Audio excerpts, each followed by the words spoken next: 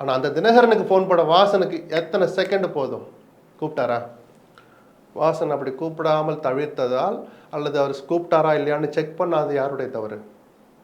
BJP தவறு தானே. எடப்பாடி ரசிக்க மாட்டார். எப்போ தினகரனை கூப்பிடுப்பா, இல்லாட்டி எனக்கு ஒரு மாதிரி இருக்கும் அப்படின்னு நான் சொல்ல போறாரு. அவர் கடைசி வரைக்கும் தினகரன் வேண்டாம் தான் சொல்லுவார். பிஜேபியில் அது முன்னெடுக்கணும். திமுகவை விரட்டி அடிப்போன்னு சும்மா வாய்க்கிலேயே பேசினா போதுமா? விரட்டி அடிச்சிருவீங்களா?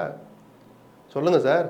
அணியை பலமாக கட்டமைச்சான்னு நீங்கள் வருவார் ஒரு பிரம்மாண்டமான கட்சி, பிரமாதமான கட்சி ஒன்று வருது. நீங்கள் விஜய்னு நான்லாம் நினச்சிக்கிட்டு இருந்தேன். ஏன்னா நான் சும்மா சொல்ல மாவட்ட கலைச்சரியப்பா அவரை திட்டாதீப்பா, நம்ம பேச்சு நடந்துட்டு இருக்கலாம் அவர் சொன்னார் எடப்பாடி. அதுக்கு தகுந்த மாதிரி விஜயும் அண்ணாதிமுக திட்டாமே இருந்தார். அப்புறம் மதுரை மாநாட்டில் போட்டு ஏறி மிதிச்சார் எடப்பாடி ஊழல்வாதி.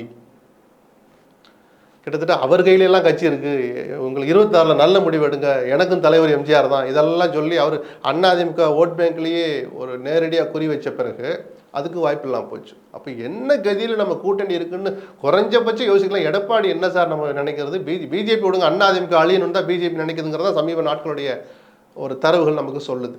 2029க்கு நமக்கு அதிமுக தேவை. ஸோ நம்ம இன்னைக்கு வந்து ஒத்துமையா இருக்கணும் அப்படிங்கிறதுனால தான் அண்ணாமலை அவர்களையே அவருடைய வாயாலேயே நம்ம சங்கல்பம் எடப்பாடி அவர்களை முதலமைச்சராக தான் சொல்ல வச்சிருக்காங்க சார். அப்படியா? அதனால தான் அந்த அப்படிப்பட்ட அண்ணாமலை பதவியிலேருந்து ஏன் சார் நீக்குனீங்க? இந்த தேர்தலை வெற்றி பெறணுங்கிறதுக்காக தான், எடப்பாடியை வெற்றி பெற வைக்கணுங்கிறதுக்காக தான். அப்ப அண்ணாமலையை நீக்கினாதான் வெற்றி பெறுமா? என்ன சார் லாஜிக் கூட ஏதாவது ஒன்று பேசுங்க சார். எடப்பாடியின் விருப்பத்தை நிறைவேற்றிருக்காங்க சார். அப்போ எனக்கு இவ்வளோ எடப்பாடி, அதாவது அவர் எனக்கு வேண்டான்னு சொல்ற எடப்பாடி விருப்பத்தை நிறைவேற்றிட்டாங்க. அப்போ வேண்டான்னு தூக்கி போட்டு அண்ணாமலையே சார் அந்த குப்பை கிடைச்சல சார், அந்த குப்பையே சொல்லிவிட்டது சார் அண்ணாமலை எடப்பாடி ஜெயிக்க வைக்கிறேன்னு. ஏதாவது ஒரு லாஜிக்கு வாங்க சார். அவருக்கு செல்வாக்கு இருக்குன்னு நம்பினா ஏன் கட்சி பதவியிலேருந்து நீக்கினீங்க? அவருக்கு செல்வாக்கே இல்லைன்னா அந்த அண்ணாமலையே சொல்லிவிட்டான்னு எதுக்கு தூக்கிக்கிட்டு வர்றீங்க? பூத் கமிட்டி மாநாடு நடக்குது, அமித்ஷா நடுநாயகமாக உட்காந்துருக்கார். நீங்கள் சொல்கிற அண்ணாமலை அண்ணன் எடப்பாடி முதலமைச்சராக வரை ஓயாது உழைப்போன்னு சொல்கிறார்ல, அவருக்கு அடுத்து தான் அமித்ஷா பேசினார். தம்பி அண்ணாமலை சொன்ன மாதிரி எடப்பாடி முதலமைச்சராக்க நாம் அனைவரும் சபதம் ஏற்போம். சபதமெல்லாம் வேணாம், அமித்ஷாவிலேருந்து வராது.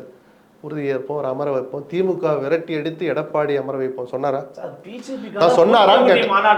எப்படி அது பிஜேபிக்கான பூத் கமிட்டி மாநாடு? ஒரு நிமிஷம் இருங்க. பூத் கமிட்டி மாநாடு பீகார்ல நடக்க போற சட்டமன்ற தேர்தலுக்கான பூத் கமிட்டியா? இல்ல, வாய் தந்து பேசுங்க சார். இல்ல, தமிழ்நாடு நடக்குது. யாருக்காக? யார் முதலமைச்சர் வேட்பாளர்? எடப்பாடி பழனிசாமி. அமித்ஷா ஒரு முறையும் சொல்வாரான்னு கேட்டீங்கல்ல, ஒரு தடவையா சொல்லிருக்காரு. ஏதோ ஒன்று சொல்லுங்க. அந்த ஃபர்ஸ்ட் வருஷம் அறிவிச்சாங்களா சார்? என்ன தெரியுமா சொன்னாரு? அப்ப வந்து எடப்பாடி ஜி தான் தமிழ்நாட்டுக்கு என்ன தெரியுமா சொன்னார்? தமிழ்நாட்டுக்கு தலைவர் அவர்தான், தேசிய அளவில் மோடி தலைவர் போல தமிழ்நாட்டுக்கு அவர்தான், என்டிஏக்கு தலைவர்.